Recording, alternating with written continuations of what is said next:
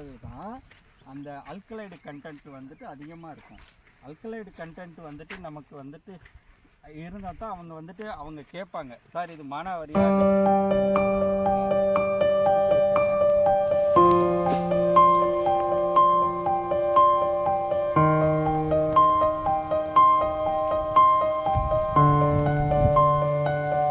வணக்கம், என்னோடய பேர் கிருஷ்ணகுமார்.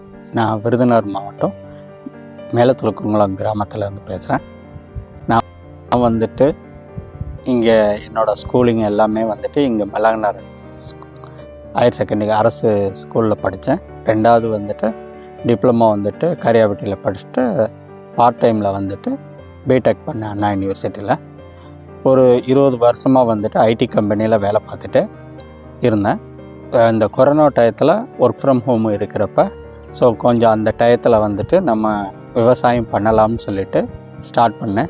விவசாயத்தில் வந்துட்டு சும்மா ஒரு 2 ஏக்கர் 3 ஏக்கர்னு ஸ்டார்ட் பண்ணிவிட்டு, சரி அதில் வர லேர்னிங்ஸ் வச்சுட்டு சரி அப்படியே நம்ம விவசாயம் பண்ணுற நிலத்தை வந்துட்டு இன்க்ரீஸ் பண்ணிவிட்டு இப்போ ஒரு 50 ஏக்கர்ஸ் வரைக்கும் நம்ம விவசாயம் பண்ணிகிட்ருக்கோம்.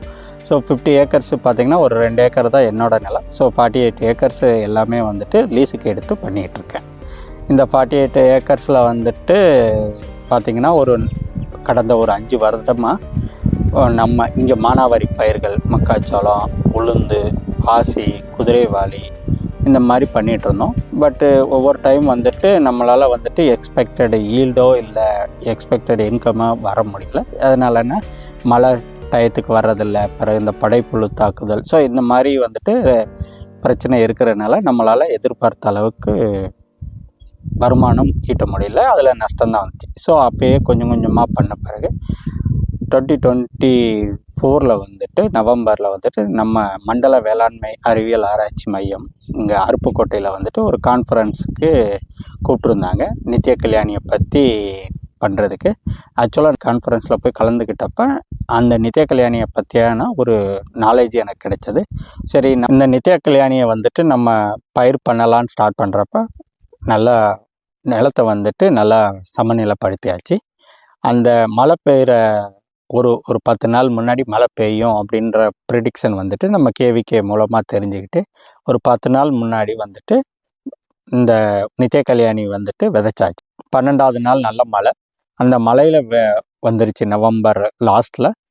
அதுக்கப்புறம் மழையே இல்லை. கடந்த 3 மாதமாக இந்த இடத்துல வந்து மழையில், ஆனாலும் வந்துட்டு மழையே இல்லைனாலும் பரவாயில்ல, முளைச்ச உடனே மழை இல்லைனாலும் பரவாயில்லன்ட்டு இந்த இது வந்துருச்சு. இது எதனாலன்னா, ஆக்சுவலாக வந்துட்டு நம்ம நிலம் எல்லாமே வந்துட்டு நம்மாழ்வார் சொல்கிற மாதிரி அகல உழுவதிலும் ஆழ உழு, அதுதான் கான்செப்ட். இந்த நிலம் எல்லாமே பார்த்திங்கன்னா நம்ம வந்து ஆழமாக உழுவோம். மழை வருதோ அப்போ எல்லாம் வந்து இந்த மண் வந்துட்டு அந்த மழை தண்ணியை பூரா அப்சர்வ் பண்ணி வச்சுக்கிறோம்.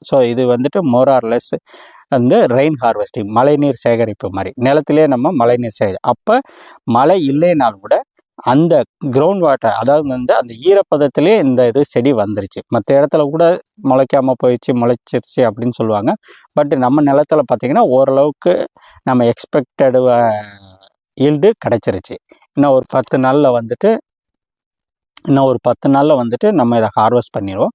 அடுத்து வந்துட்டு அந்த ஹார்வெஸ்ட் பண்ண உடனே இதுவே வந்து தலைஞ்சிரும், திருப்பி விதைக்க தேவையில்லை. திருப்பி ஒரு 2.5 மாதம் இல்லை 3 மாதத்தில் பண்ணிவிடும். இப்போ வந்துட்டு நம்ம வந்துட்டு மாசியில் ஹார்வெஸ்ட் பண்ணோம். அடுத்து பங்குனி, சித்திரை, வைகாசியில் ஒரு ஹார்வெஸ்டிங் நடக்கும். அடுத்து ஆனி, ஆடி, ஆவணியில் ஹார்வெஸ்ட் பண்ணிடுவோம்.